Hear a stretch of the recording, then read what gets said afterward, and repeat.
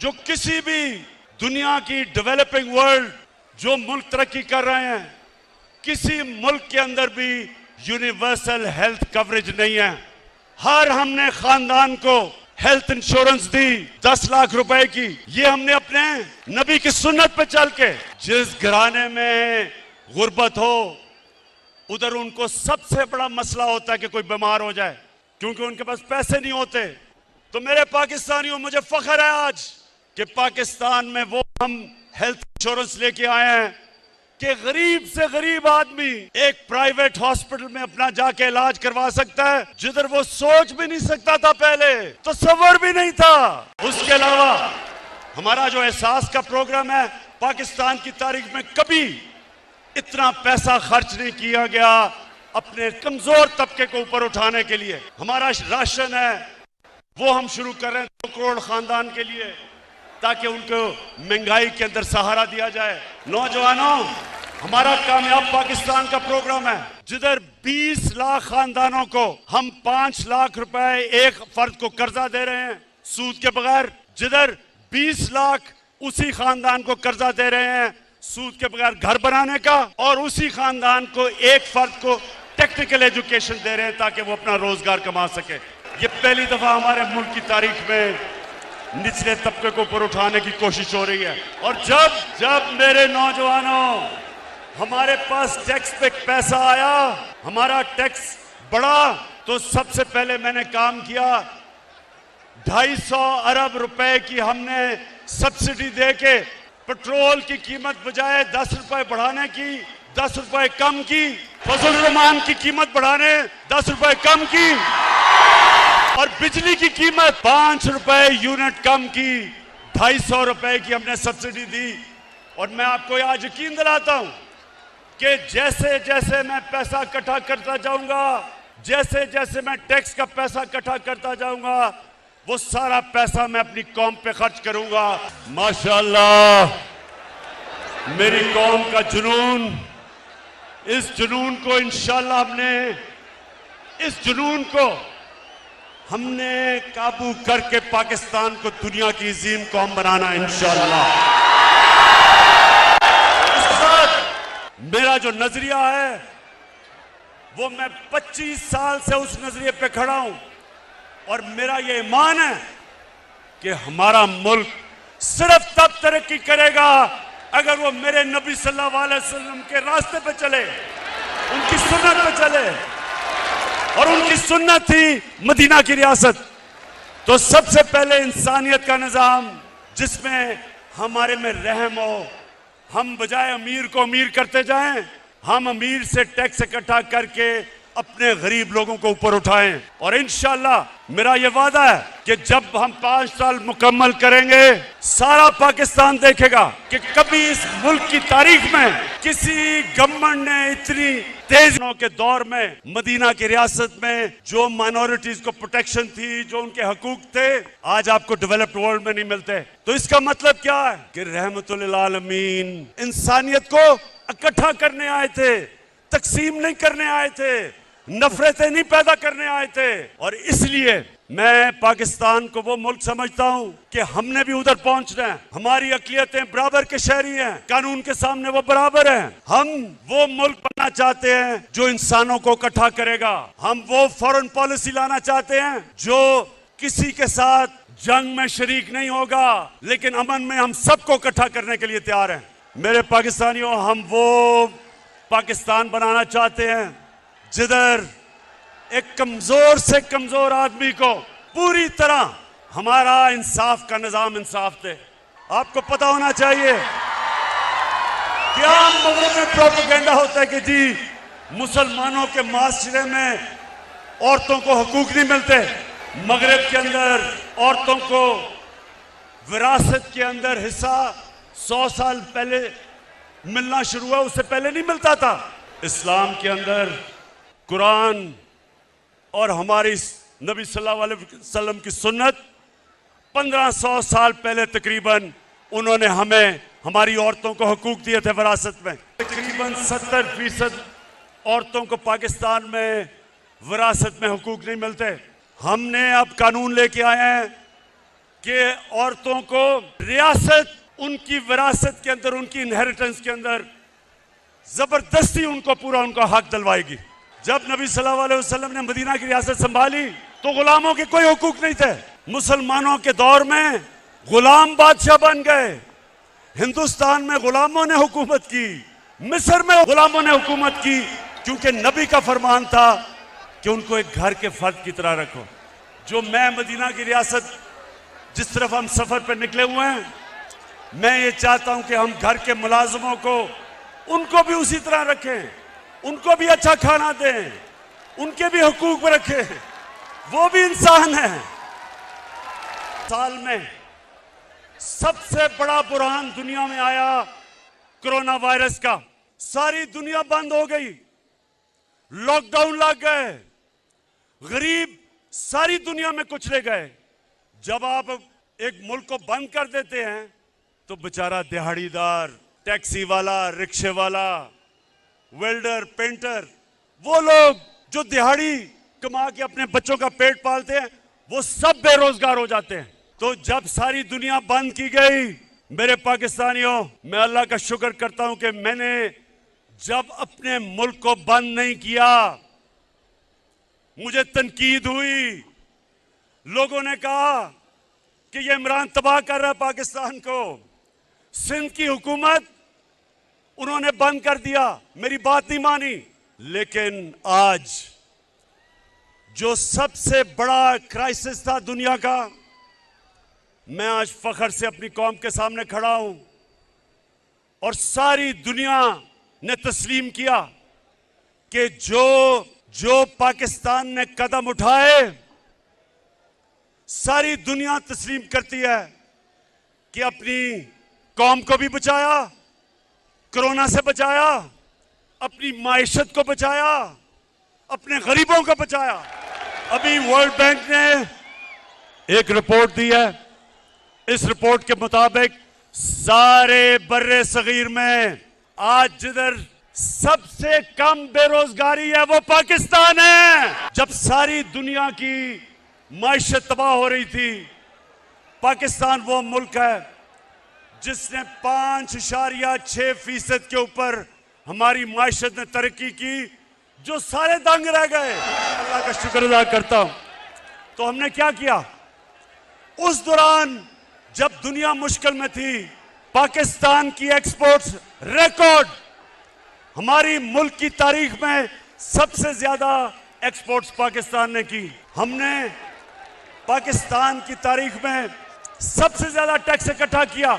हमने अपने बैरून मुल्क पाकिस्तानियों को, उनको इंसेंटिव्स दिए और सबसे ज्यादा पाकिस्तान की तारीख में उन्होंने डॉलर्स पाकिस्तान में भेजे, रिमिटेंसेस पाकिस्तान में भेजी। हमारी कंस्ट्रक्शन इंडस्ट्री, आज जरा पूछें कंस्ट्रक्शन इंडस्ट्री के लोगों में कि जो हमने उनके लिए आसानियां पैदा की, आज हमारी कंस्ट्रक्शन इंडस्ट्री 1500 अरब रुपए का मजीद वेल्थ क्रिएशन हुई।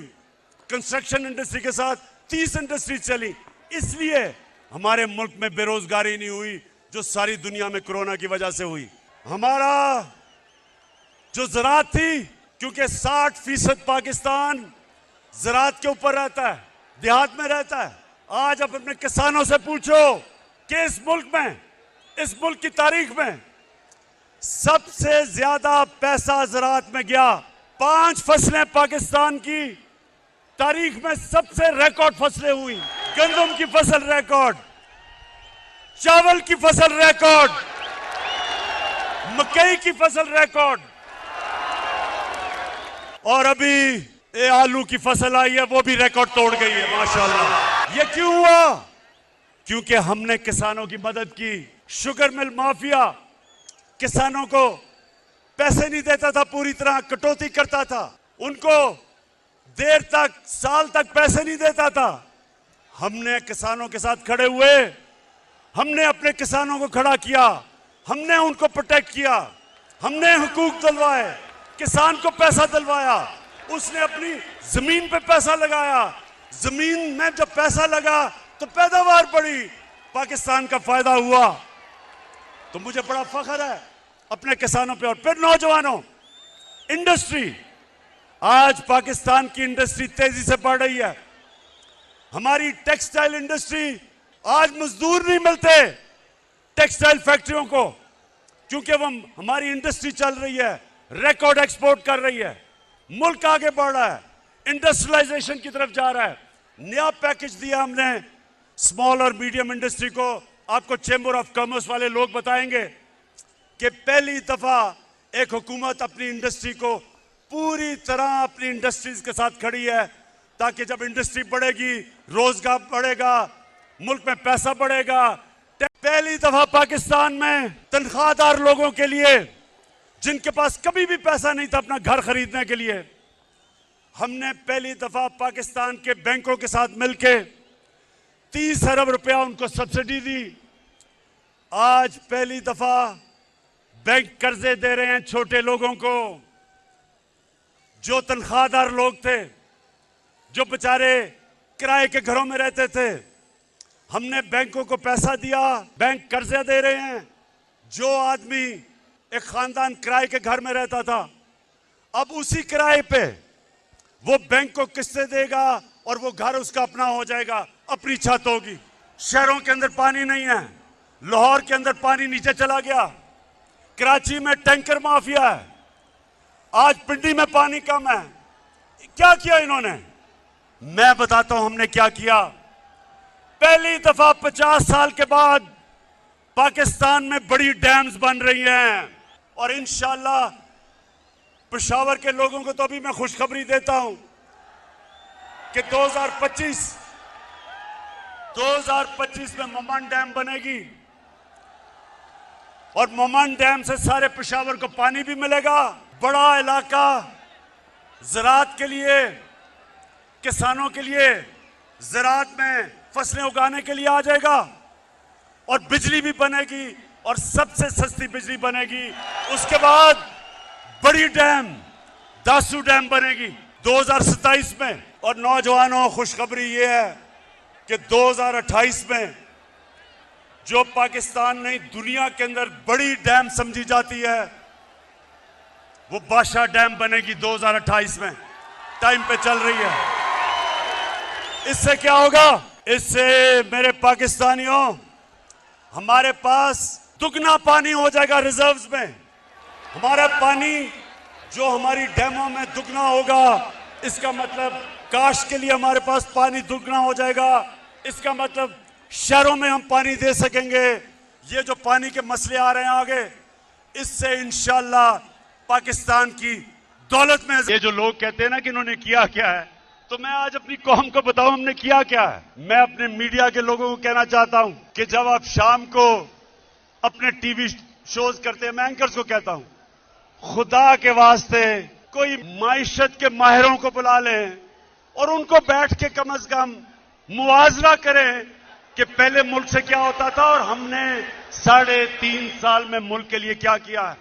पहली दफा इस्लामाबाद के बाद पाकिस्तान में एक नया शहर बन रहा है, रावी सिटी। क्यों बना रहे हैं हम शहर? हम इसलिए बना रहे हैं लाहौर को बचाने के लिए, रावी को बचाने के लिए। रावी एक गंदा नाला बन चुका है। ये जो शहर है, ये मॉडर्न सिटी बन रहा है, ये ऊपर जाएगा। इसके ऊपर 2 करोड़ दरख्त लगाएंगे इर्द गिर्द, ताकि पोल्यूशन का मुकाबला करे वो शहर। वाटर ट्रीटमेंट प्लांट्स बनेंगे, ताकि बजाय सारा सूरज का पानी रावी में जाए और वो नीचे सिंध तक जाए, हम ट्रीट करके साफ पानी दरिया में करें, दरिया को रिवाइव करें, ऊपर बैराज बनाएं ताकि लाहौर की वाटर टेबल ऊपर आए।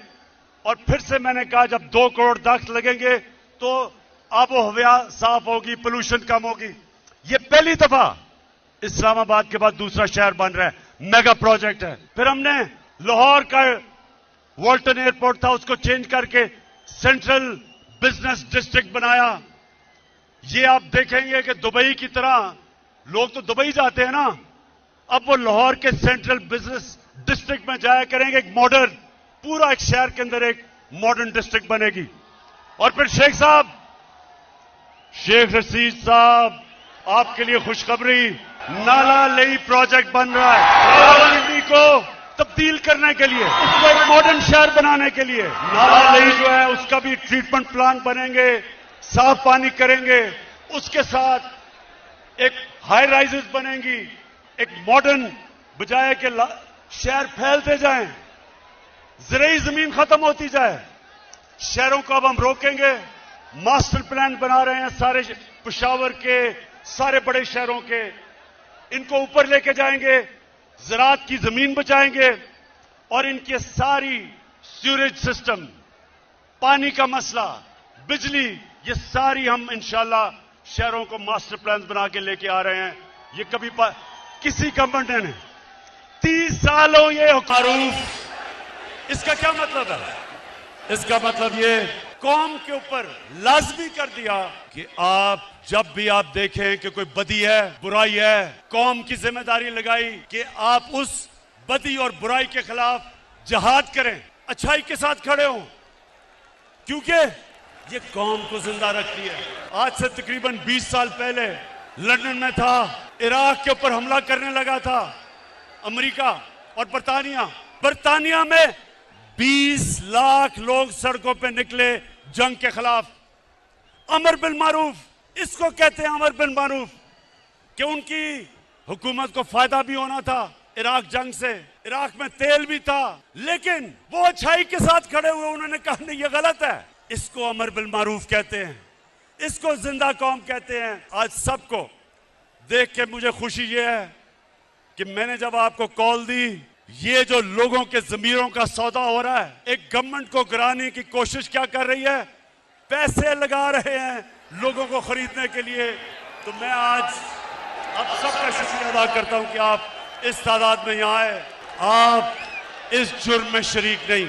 जो मैं बात करने के लिए आखिर में, ये जो साजिश है उसके ऊपर बात करने से पहले ये बताना चाहता हूं कि इन्होंने फैसला किया कि हमारी हुकूमत को गिराना है, क्योंकि जी पाकिस्तान तबाह हो रहा है। मेरे पाकिस्तानियों जो सुन रहे हो, मैं बड़ी जल्दी आपको बताना चाहता हूं और मैं आज दावा करता हूं कि पाकिस्तान की तारीख में 3.5 साल में किसी हुकूमत ने इस तरह की परफॉर्मेंस नहीं दी जो हमने अपने 3.5 अपनी आने वाली नस्लों का। ये पहली हुकूमत है जिसने क्लाइमेट चेंज की बात की, जिसने पाकिस्तान में दरख्त उगाने की बात की, जिसने पाकिस्तान में सबसे पहले 1 अरब दरख्त उगाए पख्तूनख्वा में 2013 और 18 के बीच में, और आज हम 10 अरब इंशाल्लाह अपने मुल्क में दरख्त उगा के आने वाली नस्लों के लिए एक बेहतर पाकिस्तान इंशाल्लाह छोड़ के जाएंगे। इनको फुर्सत कैसे मिले?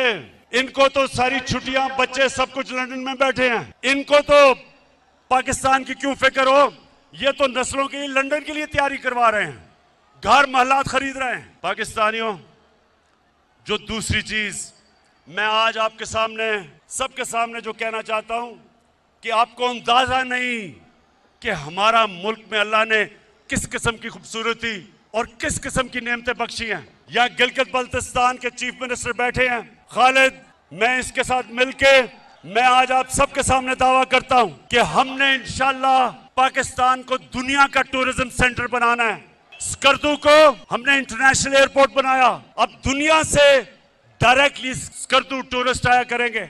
स्कर्दू को इंशाल्लाह उसके इर्द गिर्द जो इलाके हैं, मैंने ऑस्ट्रियन से बात की है, स्कर्दू को इंशाल्लाह पाकिस्तान का स्कीइंग कैपिटल बनाएंगे और आप देखेंगे कि किस तरह बाहर से पैसा आता है। हमारे मुल्क में जिस तरह की खूबसूरती है, मैं आपको साबित करता हूं कि अगर ये, मुझे अफसोस है कि कोरोना की वजह से हम आगे नहीं बढ़ सके क्योंकि सारी दुनिया में टूरिज्म खत्म हो गई, लेकिन इंशाल्लाह जैसे कोरोना खत्म हुई, मैं अब आपको इस मुल्क में टूरिज्म उठा के दिखाऊंगा, मुल्क में पैसा ला के दिखाऊंगा और सबसे ज्यादा